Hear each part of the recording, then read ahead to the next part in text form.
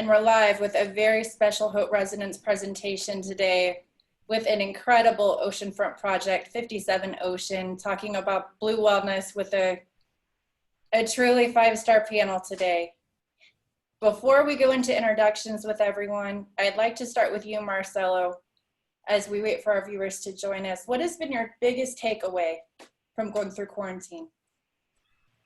I think we all had to look inwards and trying to reinvent ourselves, right? And the way we live, the way we work, the way we relate to people. I mean, the physical barriers that were imposed, I think, was really ultimately a challenge on how we keep it up with our normal life as under those new conditions, and the appreciation for the simple moments, especially, I mean, to the nature around us, the opportunity to be outside. And I think in Miami, fortunately enough, we're here in Miami, just beautiful weather and location.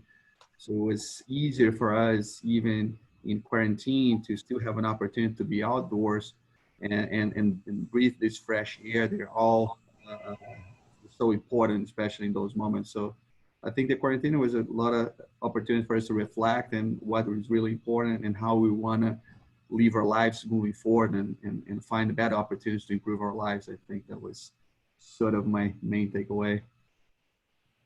Thank you, Marcelo. How about you, Bernardo? Well, from the architect's point of view, we always felt like the inside and the outside had to connect. And we always tried to do that in our projects. It was difficult to explain because people valued the inside as their space. But finally, people are understanding that the extension of the home to the outdoors is a pretty important one, that they may spend a lot of time outdoors. And I think a lot of people have learned to use the outdoors and appreciate it. And therefore, the idea of apartments with very large terraces and the connection with the exterior and feeling the weather is, I think it's a newfound space that is highly valued. Thank you, Bernardo. Kamal, what about you? For me, quarantine, as you know, Marcelo said, it's been great self-discovery. I looked at it where we had interviewed the gentleman, the co-founder of Netflix, and he said one of the great things was it was almost like a mini Thanksgiving, that he got to spend time with his family more than normal. He had happened to have a beautiful mountain house and do that. So I've had some good fortune in spending more time with family. So that's been a big plus through the process. And for us, quarantine's been an important time to reconfigure and repivot our business for the new normal, as we've been seeing what's going on out with sort of this COVID and the lack of events and so forth, and evolving to platforms so like what we're doing and sharing information with great minds and great people. So the evolution of our business has been, you know, outside of my mini Thanksgivings, the evolution of our business has been a big part of my quarantine time. Thank you. Jay, how about you? You know, I'd say that I think of some of my friends and colleagues have really opened a new door and had some profound insights and maybe even changed their lives in some drastic ways. And I think I'm probably going to agree with everybody else on the panel. One of the things that happened during this quarantine is just a re-realization of some values that I already held very, very close, and some ideas that were always important to me, but were harder to explain to everyone until they were taken away. So, you know, to Bernardo's point, that idea of the inside space and the outside space connecting, that's a major design concept that's been around for a while, but people get it now in a completely different way. So I would say my main takeaway, and I'm not patting myself on the back, but it's a reinforcement of some ideals that we've stood for quite a while and have struggled to bring to the forefront. And now we have this opportunity to do so with maybe a bigger platform and people paying attention in a new way. So that would be my insight. Thank you, Jay. And Vivian? Hi. So I would say that I would add to the comments that the other panelists have made. I think that it's been a real moment for thinking and reflecting, and a time for looking inwards at the way one is living, one's connection with oneself, one's connection with other people, one's connection with the planet. And I think it's interesting because there are very few events that bring the whole world together. And it would be something like the Olympics, everybody is brought together, or something like this, which really was a horrifying event, which is still ongoing and will be ongoing for quite some time. But it does serve to remind us of our shared humanity. And I think also at times of distress, we tend to be grateful for the small things. And I think particularly in New York, where life is really, really hectic and we're all incredibly busy all the time, you forget about being grateful for the small things. And I think that this time has allowed us to appreciate things better than maybe we did before. So I think definitely a time of reflection and appreciation. Absolutely. So when speaking about Blue Wellness, I was able to work during quarantine for 6 weeks alongside the ocean. The backdrop there is Destin, Florida. And I'd like to introduce Kamal Hachandani, Global CEO of Hope Media Group. He lives on the water here as well in Miami. And, you know, the benefits of being on the water and working on the water, I just think it's incredible. I think the positivity and the mindset and the focus and the clarity were tremendous for me. You know, being in a time of chaos, there was so much peace that came that you were really able to pull from the water. And I think Kamal can speak on that as well. Yeah, I mean, my whole life I've been very attached to the water, and I find it very important in just living. And for me, more than a physical, there's a mental and spiritual connection with the water. And the ability to go out and have fresh air or look at the backdrop of what 57 Ocean has, and to be able to experience the sunshine. To me, at the end of the day, if you have the good fortune of living by the water, it actually, in my eyes, helps you live longer. And just being able to be balanced mentally, physically, spiritually, and the fresh air, you know, it's something that I've gravitated to even in when I was living in New York. I moved to the west side to make sure I was near the water and could see the water. And, you know, wisely, I'm back in Florida for good. And I, you know, every home, and I was actually born in the Caribbean, so overlooking the water. So my whole life has been there. It's very, very important to me. And I recommend it for anyone that has the ability to do it. And what Marcelo is putting together, to me, is the ultimate backdrop. We had a beautiful dinner there, and just a medley of the lightning and the calmness of the water one night. I remember sitting there with the great Greg Norman, and we were just blown away how we were in this magical space. So Marcelo, I want to hand it over to you. And first of all, congratulate you and thank Bernardo, who is an actual inspiration for our media platform since we're Miami based, and 16 years of reporting. And our foundation was in starting in real estate. And I always remembered, sir, what you did with your firm over the decades. It's took Miami from a vacation city to a global cosmopolitan city. And I'm truly honored to be able to share this stage with you guys, and, you know, to be a part of a project of what Marcelo and you guys are putting together. So thank you guys for having me. And Marcelo, I'd like to hand it over to you.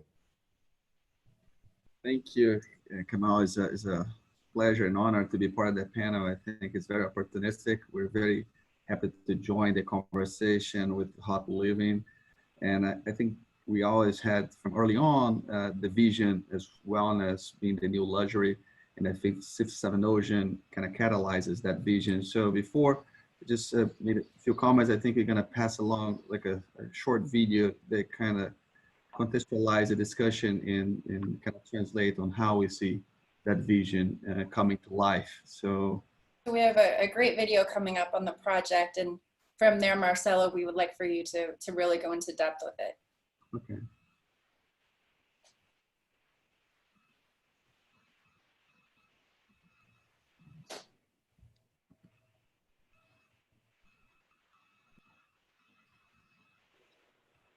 We have sound? We do.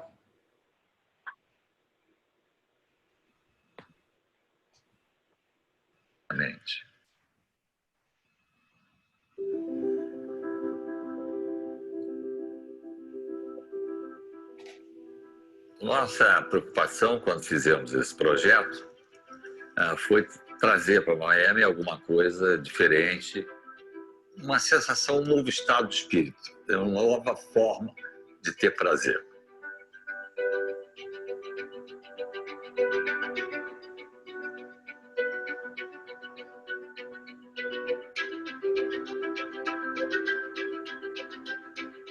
Esse edifício é um elemento transformador dessa região.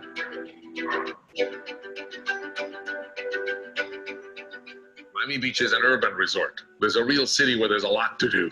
Amazing restaurants, culture, symphony, museums.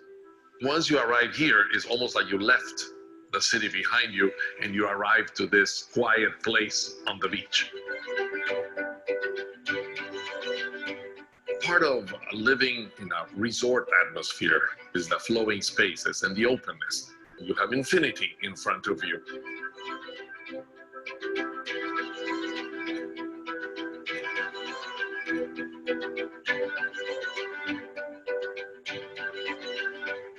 The building is a very simple prism, and then it's redefined by a series of balconies that begin straight and slowly start turning curvilinear, no different than what you get from the flat seas as they reach the beach. They become undulating waves. This is a place that you feel it's special for those few that are able to live here.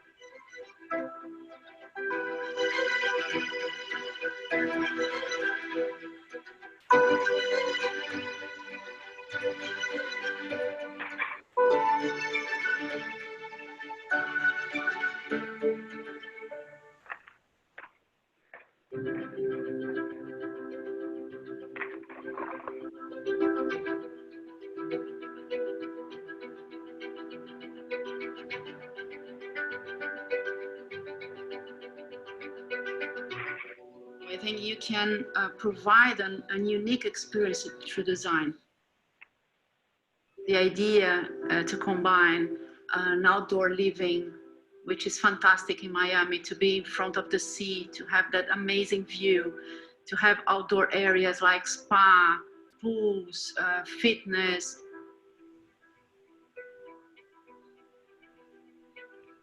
A party room with a bar that is also connected to the outdoor, to the pools.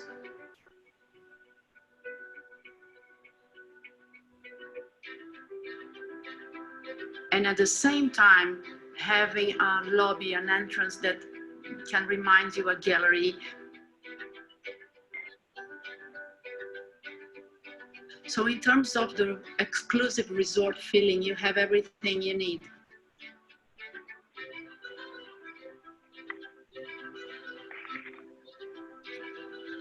O bem-estar foi o centro da nossa questão. Cada detalhe desse edifício, esse bar que é maravilhoso, enfim, tudo isso, o conjunto em si vai trazer uma sensação de bem-estar. O mar é importante para a minha vida, sempre foi. Ele é sempre dinâmico, ele nunca está parado. E isso, evidentemente, nos traz também a lembrança da aventura, do desafio. Olhar para o mar é olhar para a aventura que é a vida.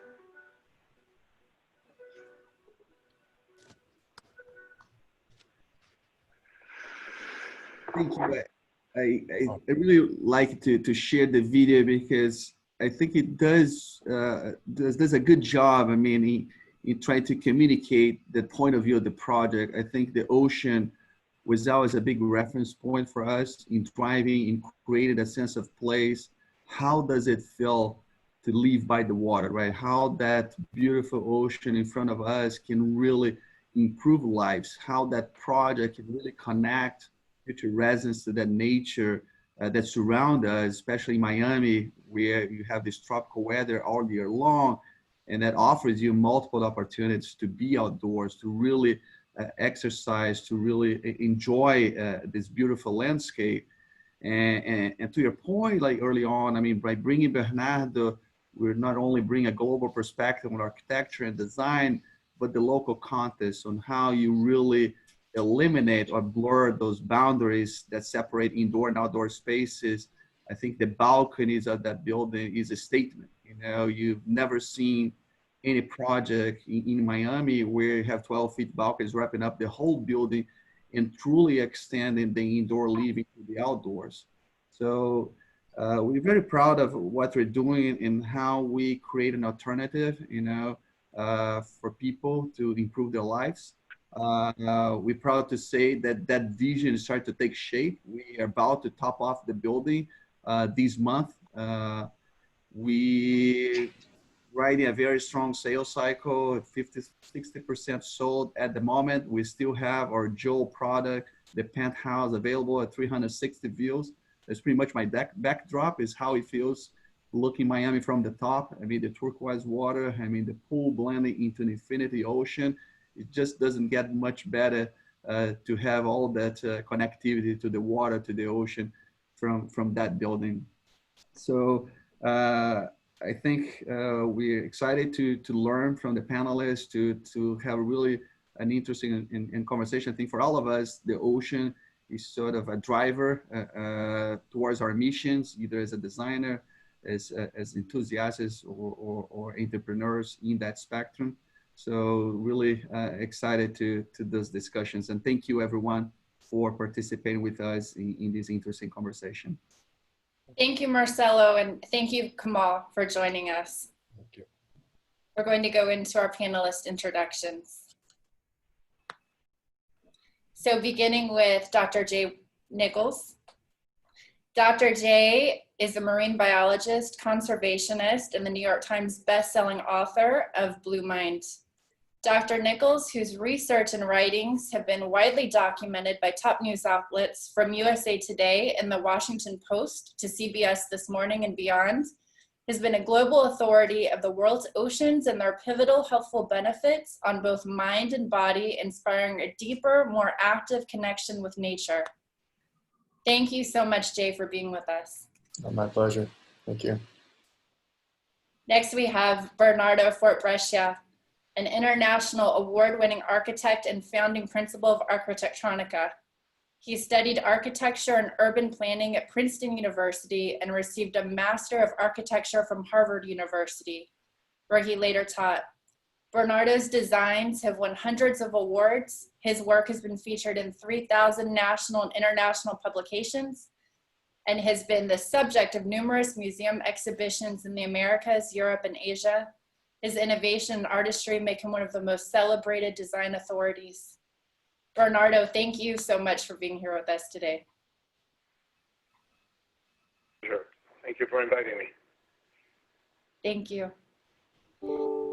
Last but not least, we have Vivian Sylvester, the co-founder and creative director of One Ocean Beauty, a revolutionary marine-based skincare line, which is the next wave in the clean beauty movement. This socially conscious, sustainable brand is harnessing the power of blue technology and marine microorganisms for its innovative clinical proven products, and is committed to underscoring why sustainability and beauty is so important. Thank you, Vivian, for being with us. Thank you so much, April and team, and thank you to the team and 57 Ocean for inviting us. Thank you.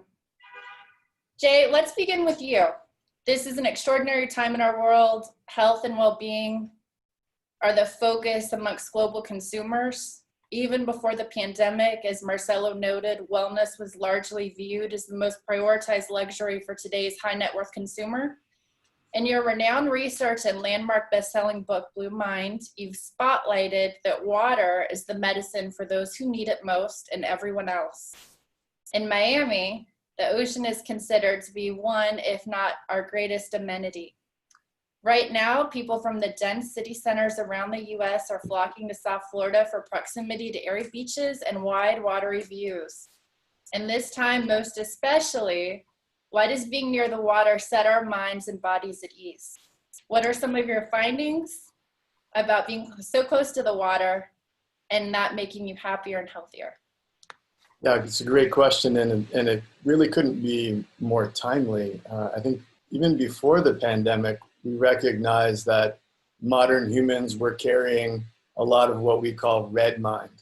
And that's sort of our anxious, connected, always on, very busy, that feeling maybe that you get when you're not near the water, maybe you're downtown New York City. That's our new normal. That's red mind. And if you stay in that red mind mode, you eventually move into what we call gray mind, which is burnout. That's the breakdown. And our lives toggle back and forth between red mind and gray mind.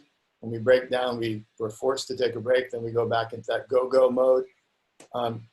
That's where blue mind comes in. And especially with the pandemic, red mind is at really an all-time high in our lifetimes, as is gray mind. And people are looking for ways to move into that blue mind zone more easily and without the side effects of some of the chemical ways of doing it, perhaps.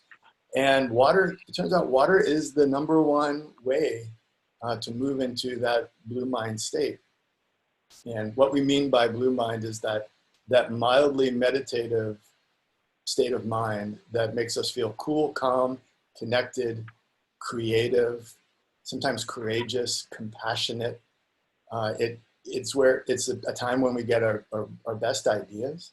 Architects, artists, musicians throughout all history have said, walking by the water, looking at the water is when I get my aha moments, and I need to write them down.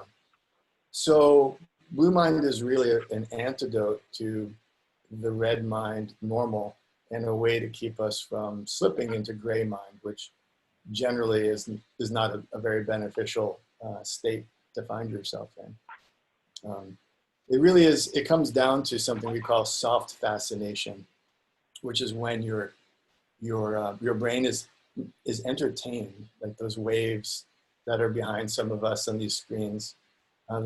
You're held there in wonder, in awe, but it doesn't take up all your bandwidth. So you get a lot of that bandwidth back, auditorily, visually, and if you're in the water, somatically, you get a lot of neurological bandwidth back, but you're not bored. It's not just a blue wall. It's not white noise. It's the complex sound of the ocean and the complex beauty of those waves that Bernardo described, pulling literally into the architecture. And so that soft fascination puts us in this blue mind state where we are literally at our best as far as being connected and creative. And so that's a little background for blue mind, but to your point, this conversation is so very important right now.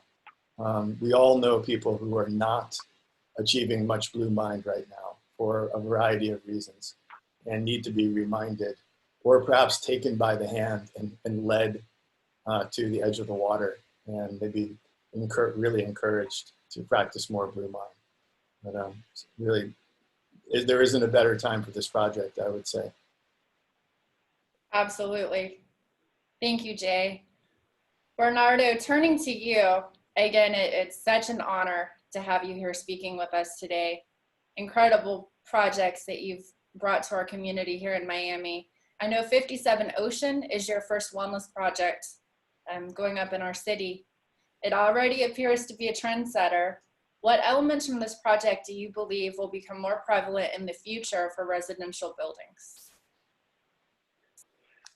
Well, first I have to thank the developers for asking me to design this project, because not too far from here, just a few yards, is where the bath club is located, and my kids grew up going to that club. We were members there, and I remember it had the most beautiful beach in Miami Beach anywhere. It was built in the 1920s for a reason. Somebody picked that spot of that sand and that ocean to build that club, and my kids until now remember growing up going to the bath club.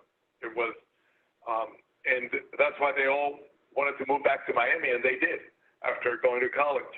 And so this site is in an amazing location. Is what would be the equivalent to, say, Upper East Side in New York. You know, it's not way up north, and it's not in the middle of the hustle and bustle of South Beach. So when I was called about this project, I could only think of the same sort of serenity and purity of being on that beach, and that the building somehow had to be inspired by that sort of glass surface of the water coming back into the building, and having a certain sort of understatement in terms of architecture, so that it could absorb nature into the design. And I'd say that my inspiration comes from that experience of that location, and and that's what made us think in terms of the effect of light and shadow on the facade and on the apartments inside, and the softness of the skin of the building.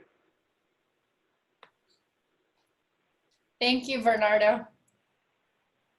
Vivian, moving over to you, being the co-founder of a breakthrough, sustainable, and scientifically proven beauty and wellness company.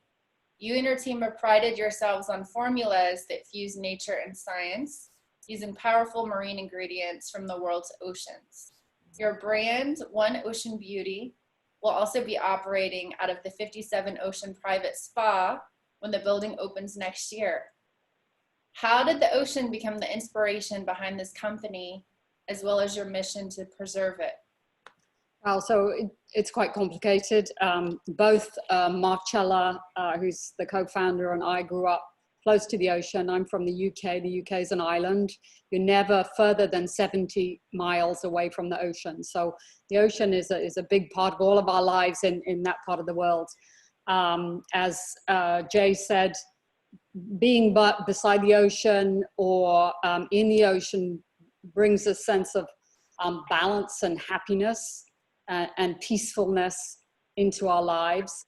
And so we personally had a connection with the ocean. We also had read Jay's book, and that explained in very much more detail the state of Blue Mind and our connection, that it's not just imaginary. We have a deep, visceral connection as humans with the ocean, and it does have a very profound effect upon us and our being. Another layer of that was the fact that we were very, very concerned about the state of the oceans. They're not healthy.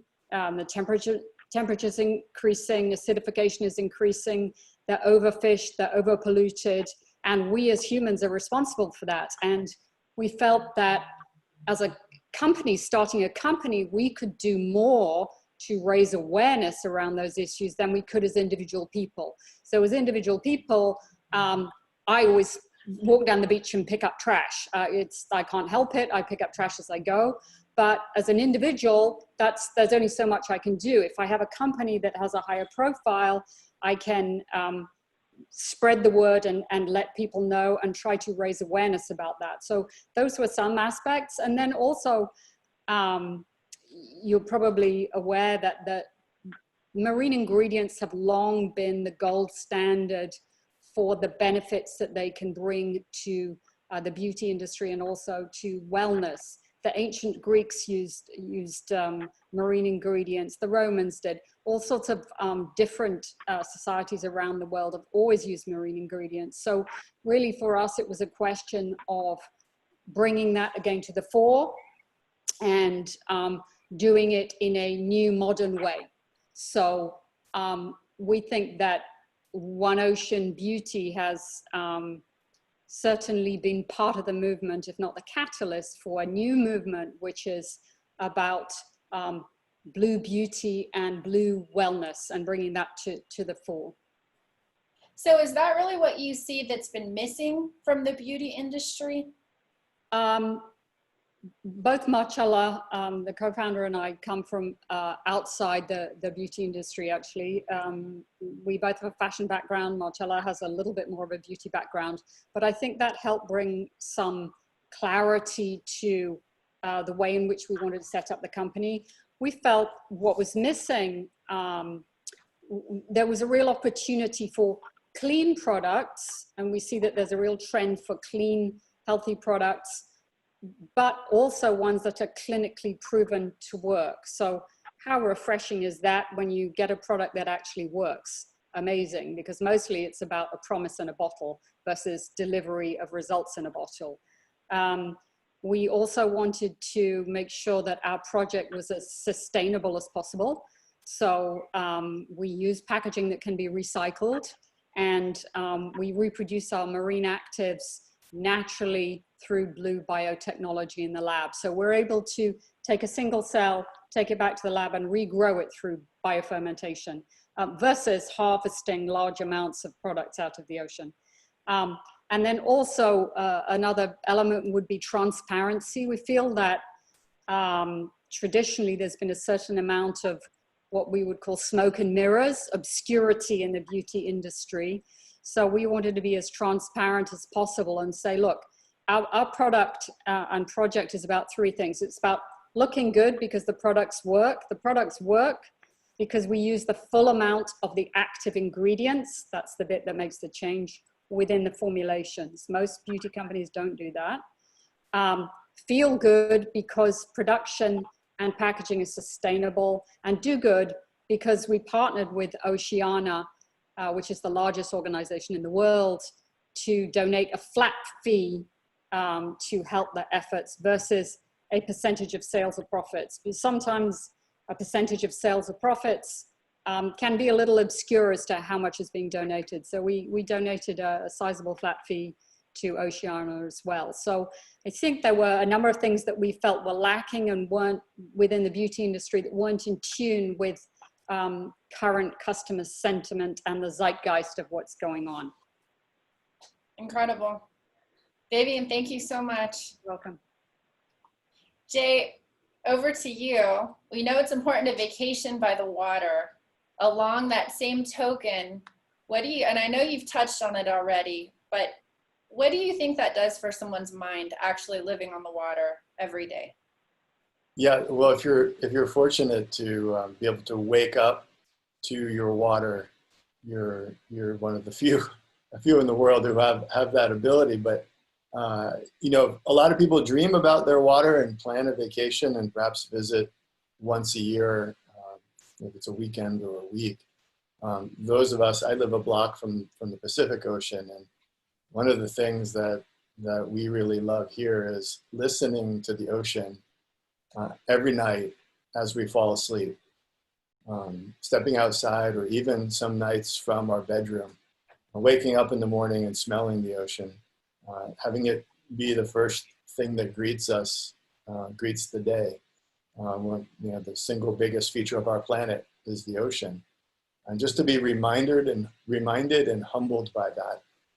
But I think the research is really clear that the number one source of awe and wonder is water, in particular the ocean, for humanity, for all history. Let that sink in for a second. The number one source of awe and wonder is the ocean, for humanity, for all of history. So if you get to wake up to that source of awe and wonder daily, and begin your day and end your day with that, what happens is, what we've learned is that awe, the feeling of awe, grows our compassion. It takes us outside of ourselves. It forces us to rethink our world, rethink ourselves. So it's, you know, the video that we watched, you know, those scenes in there of even just surfacing and getting a breath after being underwater, watching a sunset, splashing, those small and enormous moments of awe and wonder grow our empathy and compassion. And so when I think of this project, for example, I think of it not just as a place to live, but as a awe and wonder, compassion and empathy factory, literally. It is as well positioned to create awe, wonder, empathy, and compassion as any address on the planet, because it has those soaring, incredible ocean views and that deep connection that is you know, woven into its DNA. So if you are one of those people who lives with that relationship with their water, be it an ocean, a lake, or a river, it's your responsibility to harness the awe, convert it into compassion, and put it back into the world.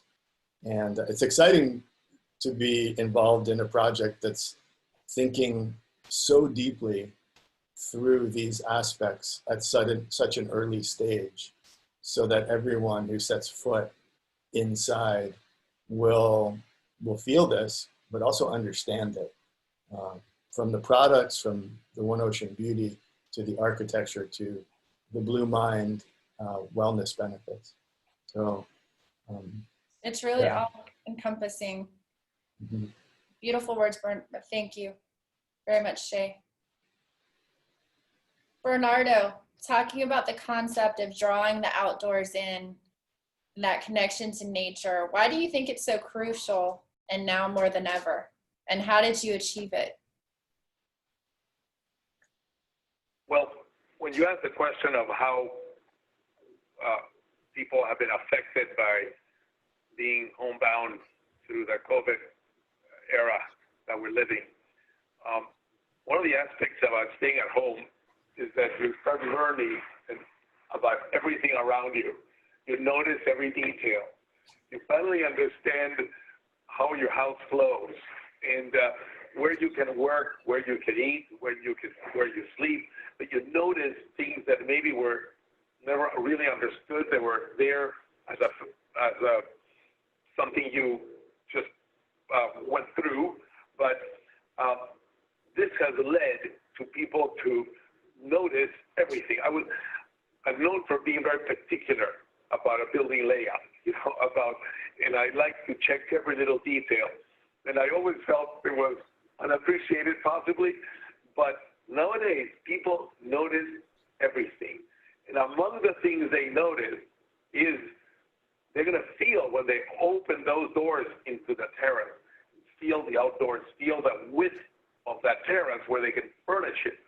They actually can live outside. It's not just for stepping out and leaning on the balustrade and looking out, but they actually can spend time. And they're going to notice everything about the kitchen, the bathroom, spaces that were purely utilitarian also become subject of aesthetic judgment, of every detail that goes into it. And therefore, a project like this is responding to a new period in the way people evaluate a place where to live. I think the customer today should be expected to appreciate those terraces and how wide and deep they are. They're not just there for symbolic gesture of you have a terrace so you can check the box. It's a little bit more than checking the box. And I think the same applies as the terrace to all other aspects in the building. The wellness support that they get in the building, the sense of the special place, the honor of being in front of the water. Anything that was taken for granted is no longer, because time at home has taught us about what home means and what home should offer, and how we can contribute to a better life. And I think that's a lesson that people are bringing to the evaluation of a place where to live. Where are they next going to move to, or where they want to spend the rest of their life, and how they can enjoy the spaces. Bernardo, I know sustainability is also very important to you. How did you make sure that with the design elements and the landscaping that the sustainability was upheld at 57 Ocean? Well, I have to say that maybe people don't understand some of the simple things of sustainability, because there are, of course, many engineering aspects in this building on how we use water, or how are the systems in the building designed. Of course, they're the latest of the latest in technology. But the fact is that throughout history, there have been other ways of achieving sustainability without technology. that are very passive, but they actually contribute a lot to a better world and a more sustainable world. And I can think a couple of examples. For example, cross ventilation. You know, if you have a through apartment, you can open your windows and the breeze can flow through, and you don't need air conditioning. And in fact, people think Miami Beach is hot, and South Florida is hot. Actually not. If you actually compare it with summer in the Midwest or the Northeast, you'll be amazed, because we have the trade winds, right? We are blessed with what they call the trade winds. That's why they traded in those galleons and whatever through here, because we always have that southeastern breeze that flows through, even in the summer. And if you're near the water, and it does make a difference, by the way, how far from the water you are or how close, okay? But granted, but those breezes can pull you off naturally without need of a machine. Ductwork and all these sort of bad words that we hear nowadays. It is, there's other aspects that are actually very simple to deal with. The deeper the overhang, the balcony surrounding the building, the more shade you have on the glass, the less tonnage you need for the air conditioning. Obviously, direct radiant heat is going to require, if you want to cool off the space, more energy. And in fact, if you choose to turn it on, but it is shaded, you're going to use a lot less air conditioning. There are other aspects. You know, people talk mold, right? People say, oh my God, humidity. It generally comes not from the atmosphere. It comes from water making it into your unit, right? Somehow makes it through the window. But if you have a balcony and you have an overhang, the water that flows down the facade of a building doesn't reach the glass. It never makes it into the inside. So you're going to have a much better enclosure for your space by virtue of having those overhangs. I think three very simple ones, you know, that are we see every day, but all of those very simple ideas, sometimes simple is actually more important than the complicated ones. And this building has all of those features. It does have protection from the rain to the facade, has big shaded areas and shade hitting the windows instead of sun hitting the windows, has cross ventilation, has operable windows throughout, none of these sealed glass boxes. And I think that gives you a sense of some of the sustainable features in a building like this. Thank you, Bernardo. Vivian, moving back over to you, we're in the midst of a time period where breakthroughs with health, wellness, and the environment are certainly critical. What do you see on the horizon for natural products, safe synthetics, as well as conservation efforts? How do we move forward in harmony? I think that there was already a movement towards focus within the beauty industry towards clean beauty. I think that it's going to move a little bit from where it was, which is generally small indie brands with a product that's clean but may not be clinically proven, towards where we are, which is a clean product that's also clinically proven. So definitely I think it's going to go in that direction. I think what's interesting is that the consumer is better informed now than they've ever been, and that's thanks to the internet. It's so easy to do your research and find things out. So I think the consumer is going to be better informed. I think that some of the traditional ways that beauty companies have approached things will need to change. I think that the movement towards more sustainable production and more sustainable packaging, I think everything has to go that way. We are consuming things too quickly for the good of humanity and the good of the planet. We have to change. And sometimes that means going back to, as Bernardo said, sometimes it means going back to simplifying things and using perhaps more traditional methods that may have been forgotten about, like a big overhang that stops, that cools your space. So sometimes it's just rethinking and revisiting. Certainly from our point of view, I would say that we have done our best to simplify things. We don't have a very extensive range of product. We don't have hundreds of products. basically we have about 10 products.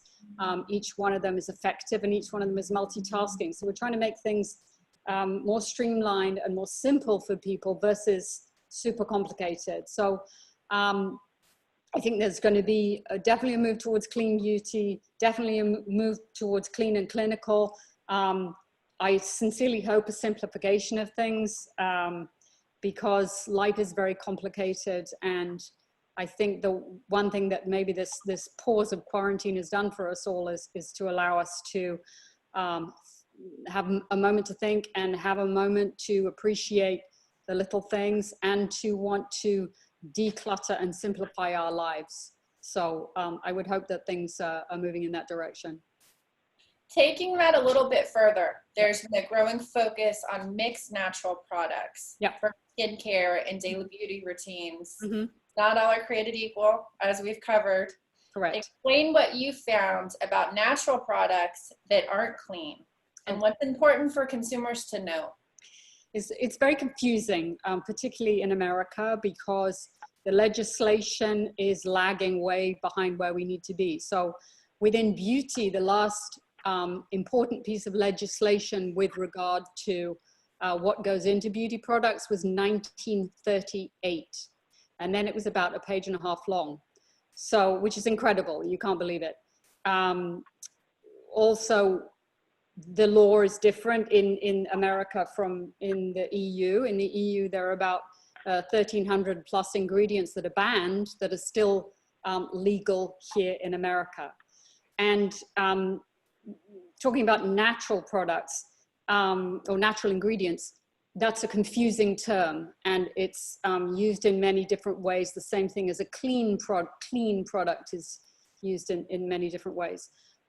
So everything is made of chemicals, and there is a feeling that chemicals are bad. Well, we're made out of chemicals. All chemicals are not bad, some are good. So you can have bad naturals and good synthetics. A bad natural product, for example, would be poison ivy. Poison ivy naturally occurs, it's a bad thing, right? Or even essential oils. Essential oils will give a fragrance that's not synthetic, but essential oils for a sensitive skin can really create irritation. So essential oils are natural, but they may not be a good thing necessarily. Actually, our product doesn't have any fragrance at all, synthetic or natural. We made that decision and we're very happy that we did that. So I think that it behoves customers to do their research and utilize several platforms that do provide some clarity on the subject of natural and clean. So for example, Credo, which is a retailer of beauty, has a really great list of ingredients that they would consider are dangerous or would consider are on their watch list. So too does the Beauty Counter. There's also a great app called Think Dirty. And Think Dirty, you can input a product and you can see its toxicity level on a scale of 1 to 10. And you'd be surprised, some of the most expensive beauty products are way up there on the scale. They're 8 and 9 in toxicity, and they're famous and very expensive beauty products that are extremely well known. So it does behove customers to do their research. And unfortunately, the legislation is lagging behind where we need to be. But I think consumers have a voice, and they can use social media to pressurize companies and to pressurize governments to change their legislation. Thank you, Vivian. Sure. Going off of that as well, obviously we've all been going through some very challenging times. What are some key routines that you think we should all be aware of and to incorporate in our own daily lives? Wow. Well, I've certainly become more aware of everything in the last few months. I think, first of all, be responsible for yourself, your own wellness, for others insofar as you can. So wear the mask for yourself, but more importantly for other people. Also be responsible for your environment. We can all make changes to help protect our environment for ourselves and for everyone. Drink water, eat clean food, use clean products, exercise, and support companies that are trying to make a difference. So as individual consumers, we can all make those choices as to what we purchase, whether it's a skincare product or whether it's an apartment in this beautiful 57 Ocean building that is doing everything in the right way. So we can make choices as to where we spend our money, and those choices will affect how things are developed in the future. So super important to choose companies and brands that are making a difference. Thank you so much, Vivian. Of course. Bernardo, going back over to designs that connect us to nature, tell us a little bit more about some of the elements in a building like 57 Ocean. I know you've gone through quite a bit that really make it a standout right now, especially, you know, in this era of COVID-19, the terraces, the natural elements, the wellness offerings. Well, there's one more element I think that I didn't mention, and that is scale. The size of the building. It is a boutique building with not a lot of units. It's not a crowded building.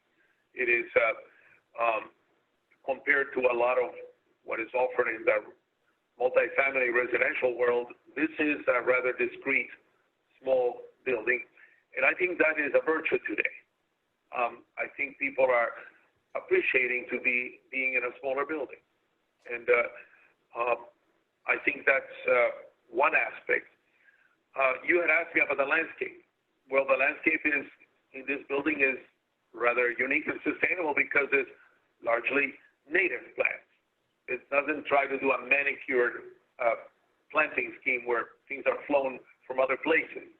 And therefore that means less maintenance and is logical growth based on the environment in which it is planted instead of being transplanted from somewhere else. There are a few other aspects of the building, and one of them is the sense of arrival.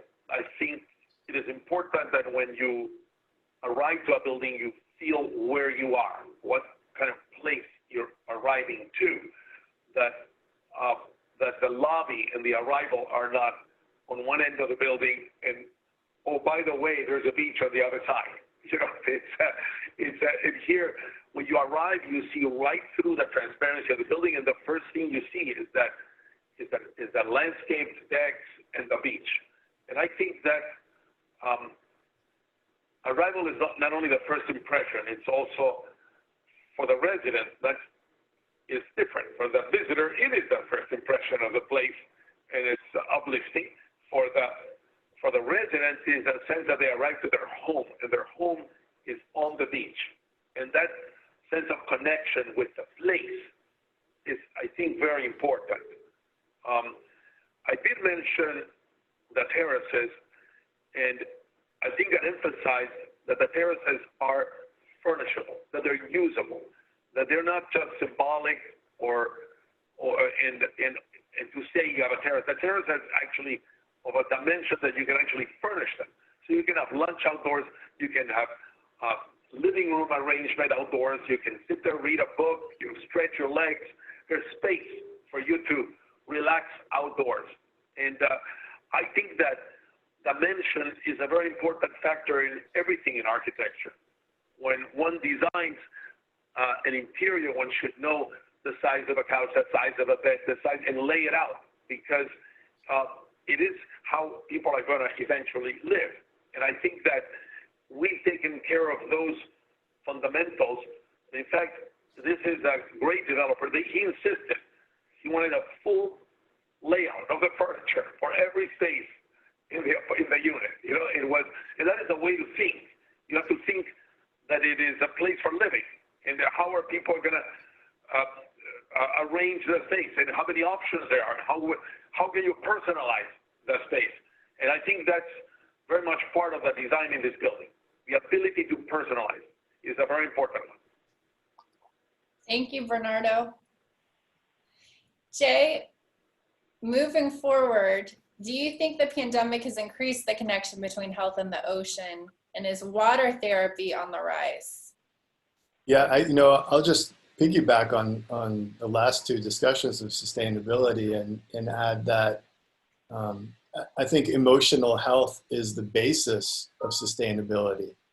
It's the bedrock, it's the foundation of sustainability. And I think we're beginning to understand that in the wellness space. We're beginning to understand it in the beauty product space, certainly understanding it in terms of architecture, that these worlds overlap. And we're beginning to understand it in public health, that if you treat only physical health and you don't treat emotional and social health, you will not have sustainable health. You will have a sick populace. And I think there's a realization coming through this pandemic, through the time we've spent kind of hunkered down, through our limited social interactions. Some people have taken the time and thought through their priorities and have realized that, yeah, stuff is important, but there's so much more to it. Conversations, the right setting for a conversation. I think of the way One Ocean Beauty has approached their work. There's the physical sustainability of the product, the packaging, the chemistry, but then there's the emotional sustainability. So if you're producing a truly clean, natural, and efficient product, you're offering some emotional health to your customer. Same is true for where you live. In terms of architecture, if you're offering a clean, natural, efficient space, you will see the emotional health of the people occupying that space go up. As Bernardo mentioned, walking in the front door, you feel home, you feel awe, you feel connected, you feel a sense of place. That sets you up for your emotional health. So I'm excited in a way that this conversation is kind of bubbled up out of necessity and also out of scarcity during the pandemic. I think it's one of the potential silver linings, and I'm glad you brought that up. Yeah. Speaking on that, and thank you, Jay. Vivian, what were One Ocean Beauty's findings on the benefits of the ocean, the science, the balance that it brings to daily routine? So, as I mentioned before, we actually have read Jay's book twice because there's a lot in it. We definitely had felt prior to reading the book a deep connection with the oceans, and the thing is about clarity of thought, which I appreciate from both Bernardo and Jay. Clarity of thought tells you something you know instinctively, but you hadn't really identified.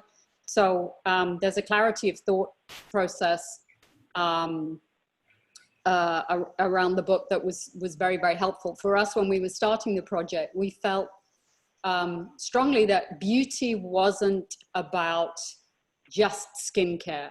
So right from the start, we wanted it to be beauty and wellness. And wellness for us meant that we produced also a marine collagen supplement at the same time, which creates beauty from the inside out. So it helps you with your wellness from the inside out. Also, we wanted to turn away a little bit from the traditional, perhaps distancing of beauty where the models don't really look happy. For us, the new beauty is being healthy and happy. And if you're not healthy or happy, it shows on your face. So for us, that was a very important part of the brand, that felt like a newer, fresher approach to beauty and wellness. So health and happiness. Thank you, Vivian. Sure. Can you tell us too a little bit more about your partnership that you all have with Oceania and why it's so important to you?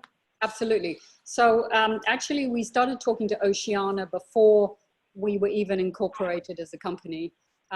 We met with them early on. We had known them through personal connections, and we were aware that they are the largest organization in the world. They have about 15 offices around the world, and they are a nonprofit dedicated to making change to the oceans for all of our benefits, so around the world.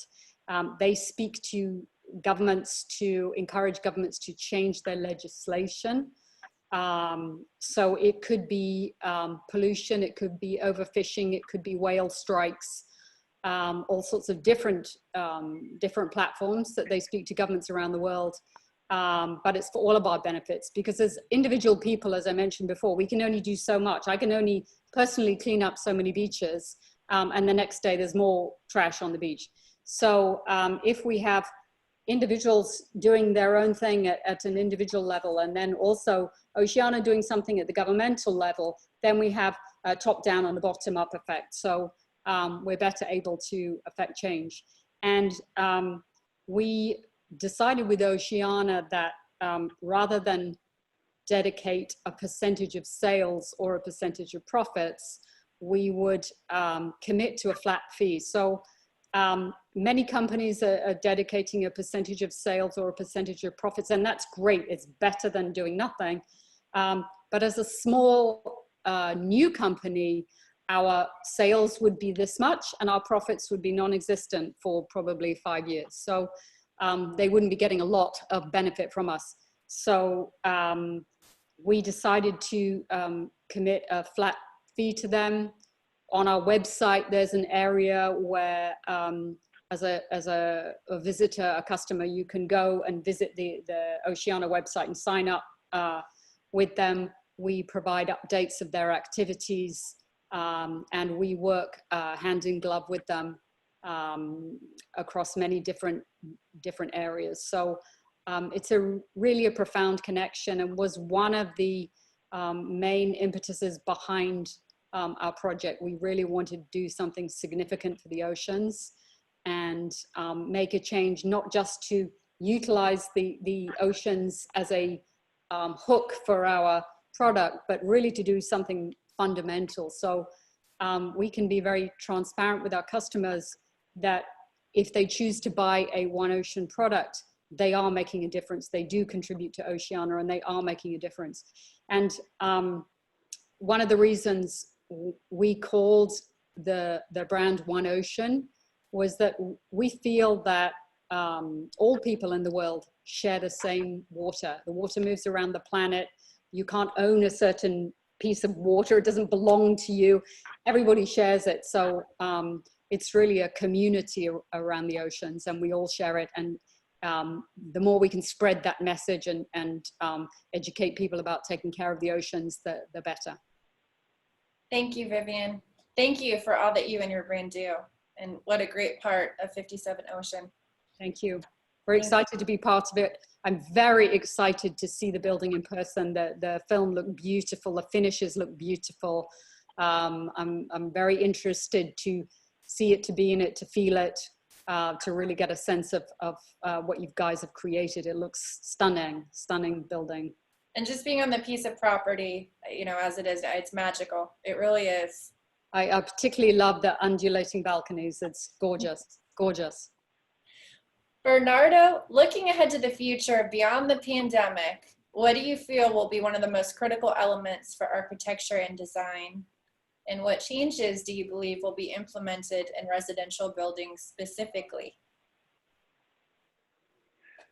Well, we've been in what I would call an extended meditation period. You know, it's been a long meditative month, and there may be a few more, and it will allow us to think about the post-COVID era. But no question, the world would have changed in thinking quite a bit. I think there are some things that will return, and others that people would have a very different perspective. And it is difficult to tell yet how much of this has been a learning experience for people. We don't know how many have really finally sat down and thought about the implications for the future. But in terms of design, I think generally people will be suddenly concerned about their health. I think that maybe there's a consciousness about the importance of being in good health, where Vivian and her thinking takes into that world extremely well. And I think that the notion of wellness associated with architecture will have a role in decision-making on how buildings are designed. I think health is probably the biggest factor of this whole crisis. There are also factors about way of living and how crowded a place is, or how enclosed and in feeling it is. Maybe the openness of spaces will be more appreciated, higher ceilings, more air, more, and maybe combining spaces may be seen again as something that is of value instead of excessive subdivision. I think there are many other factors that the public may start reassessing, including how they meet, how to get to the place of where they live, how far do they want to live from where they work or from their activity. They may choose to be in a place where they can walk instead of having to use public transportation or other means to getting to the intended destination. There are a lot of things that we'll learn in the next few months, because in the context of history, this has only been 6 months. It's not in the big picture of the world.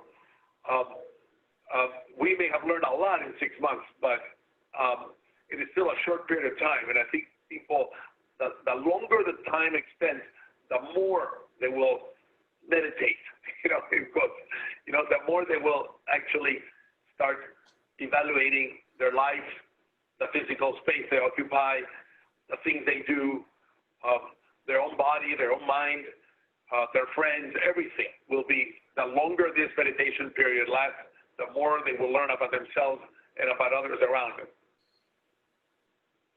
Thank you, Bernardo. Wrapping up on that note, over to you, Jay. What do you think the future will be in this trend of being more connected to the ocean, given all that we've experienced these last few months here?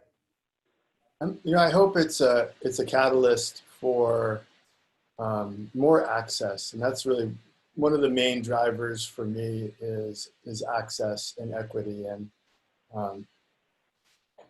our dream would be that everyone on the planet, nearly 8 billion of us, could understand their own blue mind, have access to it in some way, a lake, a creek, a pond, a pool, a public swimming pool, a beach, an ocean, and then practice it, learn to practice it. Imagine if all 8 billion people practiced blue mind and had access to some kind of healthy water. That's a bit of an audacious goal, but that remains our engine. And I think this experience with the pandemic, with people being cut off from the water they love,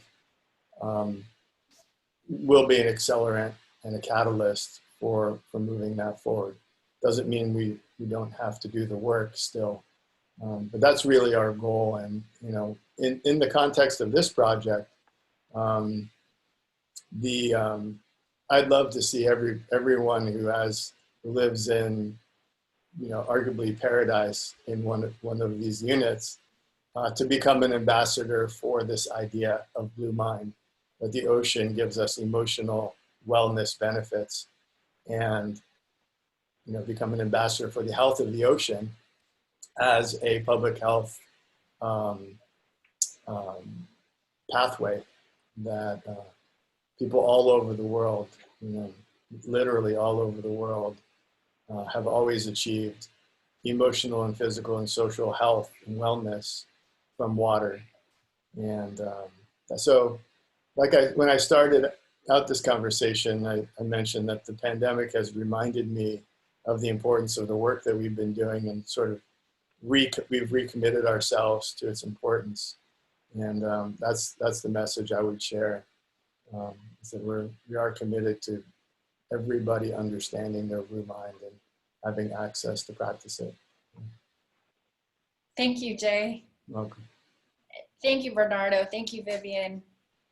Thank you. What an incredible panel. Thank you so much for your time and just all-encompassing blue wellness for 57 Ocean and speaking on this magnificent project. Thank you all. Very well. Thank you. Wishing you Pleasure to all meet to stay everyone. healthy and safe. Thank you.